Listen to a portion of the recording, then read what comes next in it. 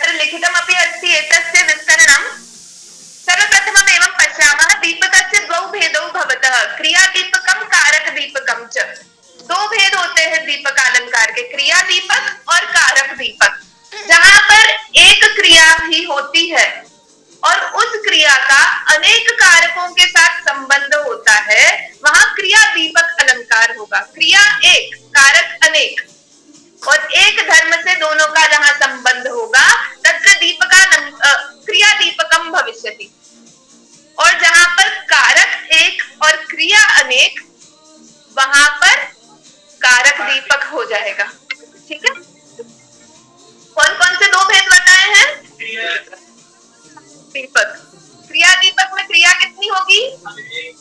क्रिया एक, और अनेक कारकों के साथ एक धर्मेण संबंधः यत्र भवति तत्र क्रिया दीपकम् अस्ति।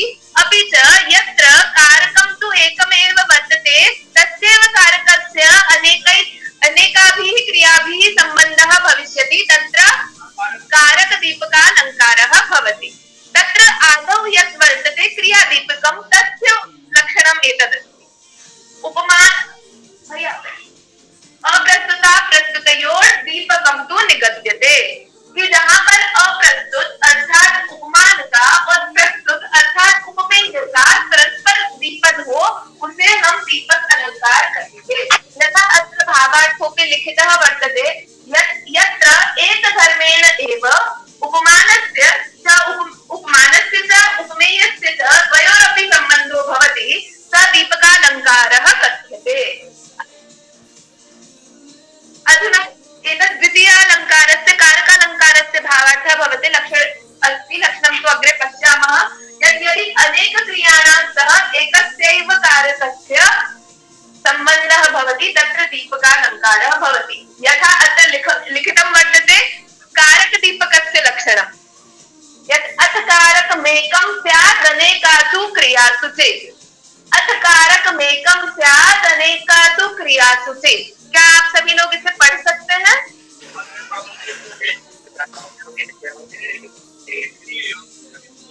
आप लोगों ने अनुष्टुप छंद पढ़ा है, यहाँ पर एक पद खत्म हो रहा है स्यात् है ना, तो हम या तो हम स्यात् पढ़ेंगे और गणेका जो आगे करेंगे, या स्यात् अलग करके संधि करेंगे। अब साथ में वापस पढ़िए आप सभी लोग।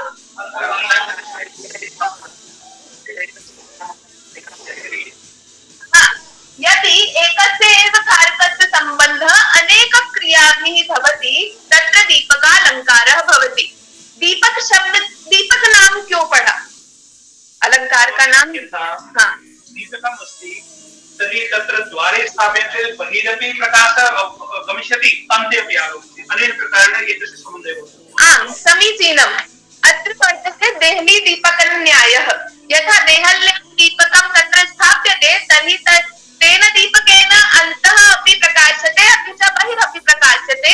एवमेव एकस्थस्यैव समस्तदीपनात् दीपकम् इति मम्मटस्य वाक्यमस्ति कि एक ही शब्द एक ही क्रिया हो, क्रिया दीपक में एक क्रिया है, कारक दीपक में एक ही कारक है, तो एक ही क्रिया कारक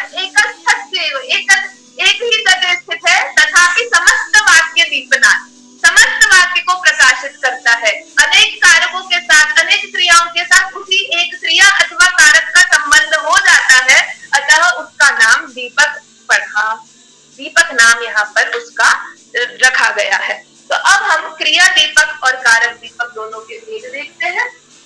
आपको जैसा बताया ही है, दीपकालंकार के दो भेद हैं, क्रिया दीपकम अपि च कारक दीपकम। तत्र क्रिया दीपकस्य उदाहरणम् अस्ति यथा शिशुपालवधस्य श्लोकोऽयम् बलावलेपादधुनापि पूर्ववत् प्रबाध्यते ते सदास्थितिषुणा सती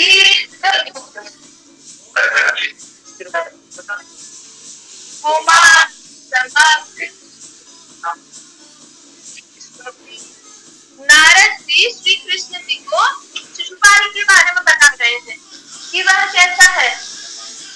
तो संधि अर्थ अंडरलाइन करवाते हैं। प्रबाध्यते, अत्र क्रियापदं वर्तते, प्रबाध्यते, केन प्रबाध्यते, तेन प्रबाध्यते, तेन शिशुपालेन प्रबाध्यते। कीदृशेन शिशुपालेन? जगत श्रीकृष्ण, जगत को जीतने वाले शिशुपाल के द्वारा बाधित किया जा रहा है। कैसे? तो बलावलेपात, अपने बल के अवलेप अर्थात घमंड अहंकार से, अपनी शक्ति के अहंकार के कारण अधुनापि तेन जगत प्रबाध्यते, कि आज भी वह जगत में बाधाएं उत्पन्न कर रहा है। किसके समान? तो पूर्ववत, अपने पिछले जन्मों के समान। पहले भी वह ऐसा करता था तो अभी भी ऐसा कर रहा है। अब क्यों ऐसा कर रहा है? तो अब नीचे उसका हेतु दे रहे हैं, क्योंकि अभ्येति आती है, साथ में चलती है, इस तरह से अर्थ करेंगे। का अभ्येति, तो सती से योषित, योषित अर्थात होता है महिला। अगर कोई सती महिला है, पतिव्रता स्त्री है, और या तो निश्चला प्रकृति, स्थिर स्वभाव है किसी का, जिस भी प्रकार का स्वभाव उसका स्थिर है, दोनों ही पुमांसम अभ्येति, पुरुष के पीछे पीछे जाते हैं। भवांतरेश पपी, अन्य जन्मों में भी, कि पतिव्रता स्त्री हो कोई तो वह भी पुरुष के साथ अगले जन्म में उस साथ में जाती है, और प्रकृति भी अगर निश्चल हो तो वह भी पुरुष के साथ अगले भवों में जाती है। तो यहाँ पर क्रिया है अभ्येति, और कौन कौन सा? योषित, सती योषित भी आ रही है, दो चीजें जा रही है, और क्रिया कितनी है? तो क्रिया एक है, और कारक यहाँ पर है ना, दो बताए हुए हैं यहाँ पर। प्रकृति हो गया प्रकृति, क्योंकि ये बताना चाह रहे कि शिशुपाल का ये स्वभाव हमेशा से ही रहा है, पहले भी वो परेशान कर रहा है। क्यों? क्योंकि वो वही उसकी निश्चला प्रकृति। तो यथा योषित सती अथवा सती योषित पुमांसम भवांतरेषु अपि अभ्येति, तथैव इयं निश्चला प्रकृतिरपि पुमांसम अभ्येति, शिशुपालम् अभ्येति। ये यहाँ पे बताना चाह रहे हैं। तो प्रकृत और अप्रकृत में जहाँ पर एक धर्मेण संबंध बताया जाए तो वहाँ क्रिया दीपक होता है।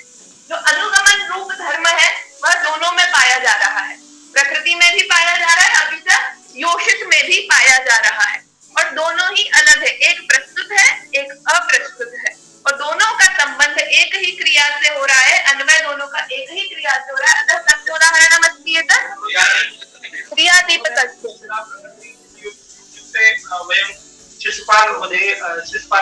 शिशुपालस्य बलावलेपः वर्तते, यत् अहंकारस्य स्वभावः वर्तते, स एव तस्य निश्चला प्रकृति।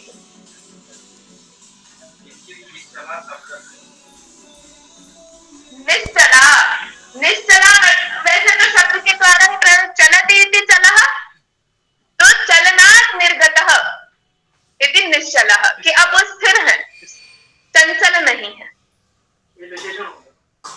हाँ,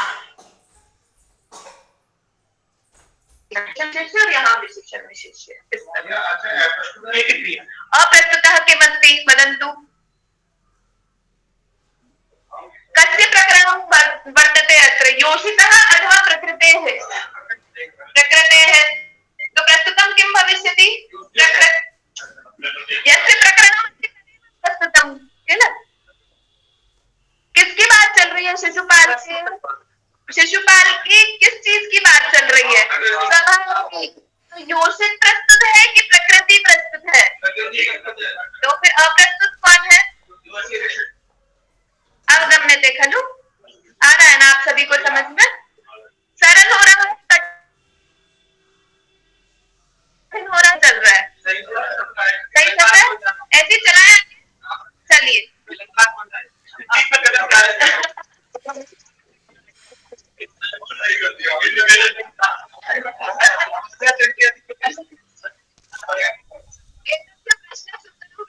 हम न जानामि पठित्वा नागताम्।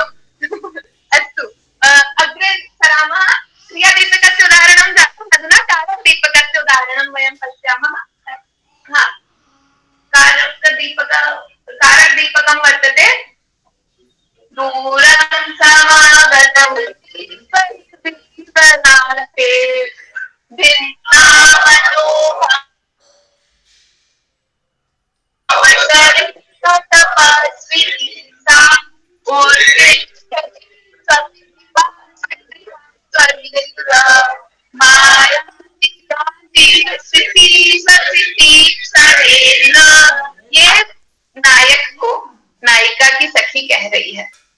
हे त्वयि दूरम समागतवती, कि तुम्हारे दूर चले जाने पर, दूर समागम कर लेने पे, कैसे हो आप? जीवनाथ है, क्या आप उनके जीवन के नाथ हो, मेरी सखी के आप जीवनाथ है। तो त्वयि दूरम समागतवती सा तपस्विनी या मम सखी वर्तते सा तपस्विनी किम कहते तस्याः तो मनोभवचनेन कामस्य बाणेन भिन्ना, वो विरही हो जाती है, काम के बाण से वह भिन्न हो जाती है वैसे तपस्वी, परंतु आप दूर गए तो आप ही उनके जीवनाथ है, तो आपके जाते ही सा कामेन भिन्ना भवति, तर्हि सा किं करोति? उत्तिष्ठति, पुनः किं करोति? स्वपिति, त्वदीयं वासगृहं आयाति, आपके कमरे में, वासगृहम इत्युक्ते प्रकोष्ठम, तो भवतः यह प्रकोष्ठः वर्तते तत्रापि सा आयाति, आयाति आगच्छति, याति गच्छति, हसती हंसती है और स्वसिति आहें भरती है, और ये सब करती है कब? क्षण में, इतनी आकुलित रहती, उठ जाएगी फिर लेट जाएगी, क्या करूं, इधर घूमेगी उधर घूमेगी, और ये सब कर कौन रहा है? का करोति एतत् सर्वमपि किम पदं वर्तते सा तपस्विनी उत्तिष्ठति, सा तपस्विनी स्वपिति, सा तपस्विनी सत्यं वासगृहं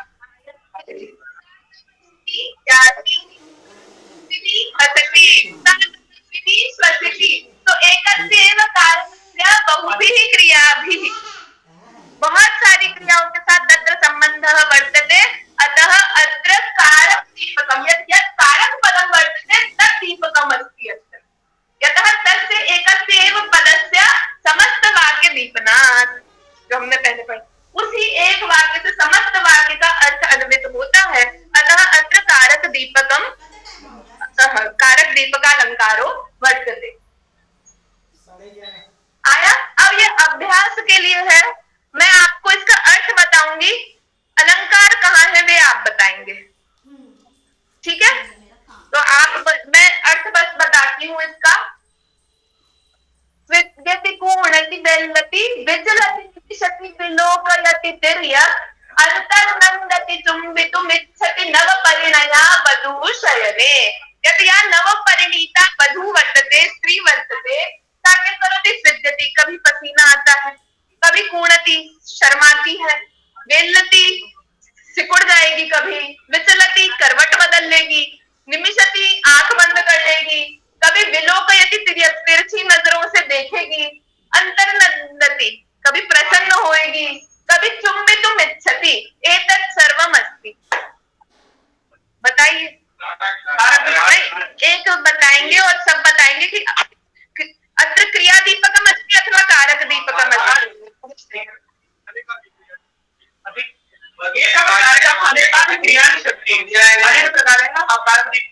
अत्र किम कारकम दीपकम अस्ति, किम पदम दीपकम अस्ति, यस्य अन्वयः सर्वाभिः क्रियाभिः गम्यते। शब्द कौन सा है अत्र? नायिका कुत्र वर्तते? नव परिणय वधू, सा वधू वर्तते कारकम, तस्य दीपनं काभिः क्रियाभिः भवति।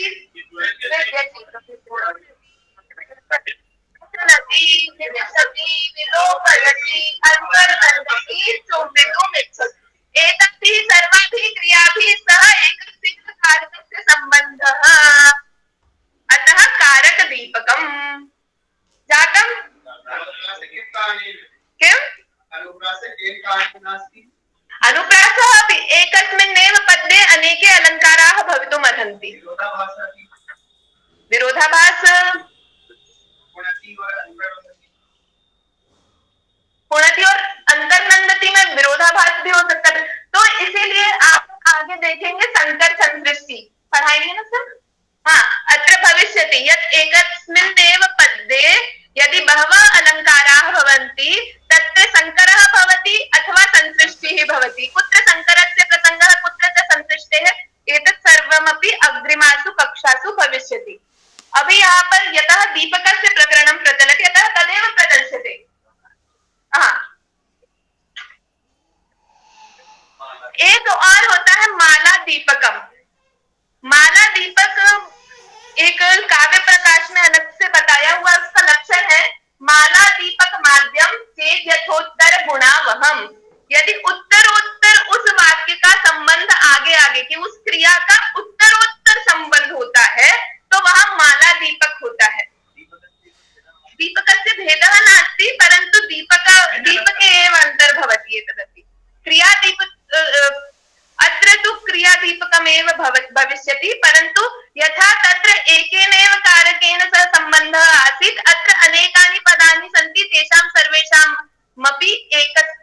एकया एव क्रियया संबंधः भविष्यति यथा वयम् उदाहरणं पश्यामः तर्हि अवगम्यते।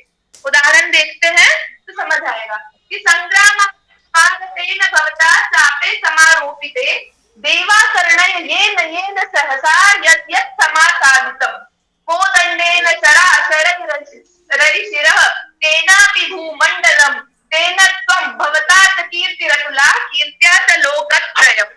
ऊपर का 2 लाइन का सिंपल अर्थ बताती हूँ, हमें प्रयोजन नीचे की 2 पंक्तियों से है कि कोई व्यक्ति राजा की प्रशंसा करते हुए कह रहे हैं कि संग्राम के आंगन में जैसे ही आपका आगमन हुआ और आपने चाप धनुष का समारोह किया, चढ़ाया, तो हे देव सुनिए किसने किसको धारण किया, किस चीज ने क्या धारण किया। अब आप सुनिए कि आपने जैसे ही धनुष उठाया है तो संग्राम के आंगन में क्या हुआ है, आप सुनिए।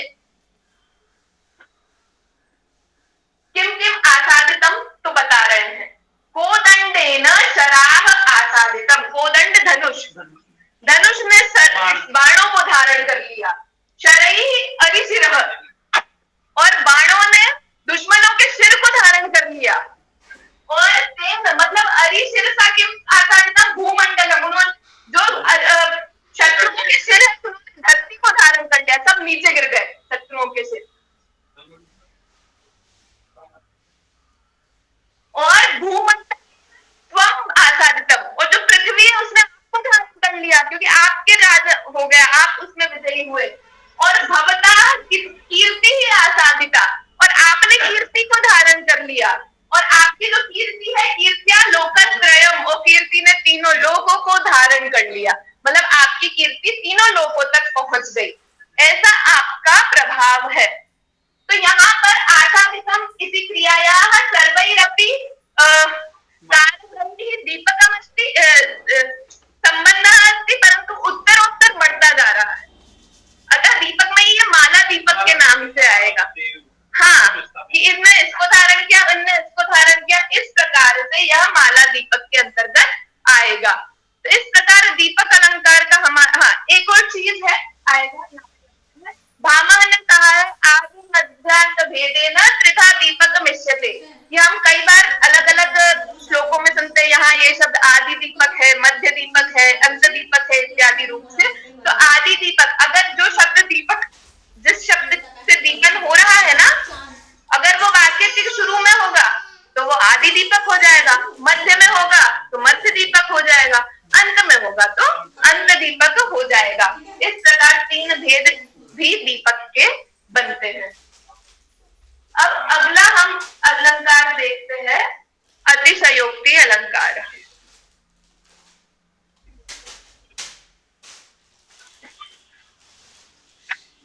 साहित्य दर्पण में इसका लक्षण लिखा है, सिद्धत्वेध्यवसायस्यातिशयोक्तिर्निगद्यते, सिद्धत्वेध्यवसायस्यातिशयोक्तिर्निगद्यते। क्या आप सभी लोग उच्चारण करेंगे?